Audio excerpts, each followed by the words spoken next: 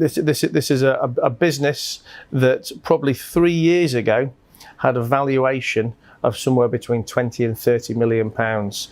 Again, I'll redact the parties involved for the for the sake of telling this, but it was a business that 2 or 3 years ago was worth 20-30 million quid. And for various reasons, that business has fallen off a cliff. They've had disaster after disaster, financial problem after financial problem. Now, I will argue it's because.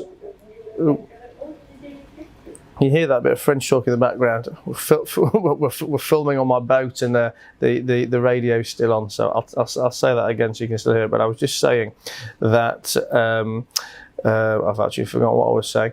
Now, I was just saying that this business had been around for 2 or 3 years, 20-30 million quid valuation, and after a couple of years of mismanagement, of bad debts, of big problems, it is scraping along on the bones of its arse, but barely even solvent.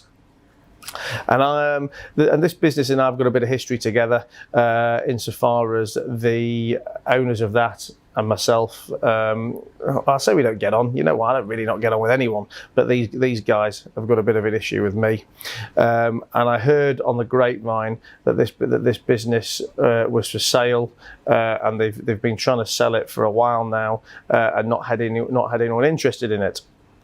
For various reasons, I actually would be interested to buy this business, and I was told by the person who'd introduced us that it could probably be bought for £200,000 to £300,000, which is frightening, really, given that obviously people had invested in this, on a 20 to 30 million pound valuation 2 or 3 years ago. But it makes sense for me to potentially acquire this within my group, so I let it be known that I was interested to buy it. But I also did say to the introducer, there's probably going to be some personality clashes between the existing owners and me here. So let's not let personalities get in the way until we've got a deal agreed. So go and agree the numbers, tell them it's a confidential purchaser, and when we've agreed the small print, I'll come along. So anyway, they've agreed the price, or rather in the past tense, they had agreed the price, and the introducer came back to me and said, right, that they're happy to do a deal at that price. I said, so what's the next steps? And they said, well, they want to meet whoever the purchaser is. They want to see the money. So we talked about various ways we could probably try and keep my name out of it for a while, and in the end thought, we're just going to have to bite the bullet here and get on with it. So so that's what we did. He contacted them, let them know that the purchaser was me, and about 10 minutes later came back to me and said, there is no deal under any circumstances at any price. I was saying, well, what are you talking about? There's no one else left to buy it. What are these guys going to do instead? To which the response was they had actually said they would rather give it away for free than accept 30 million quid off me.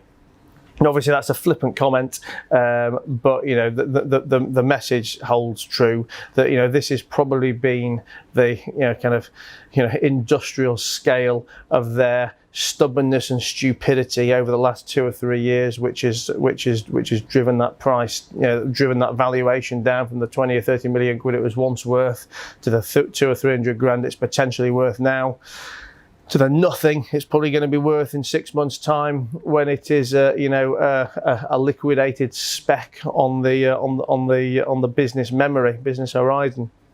So a couple of different stories there, really, about pragmatism, about pride, about ego, not getting in the way of things. So yeah, tell me, you guys.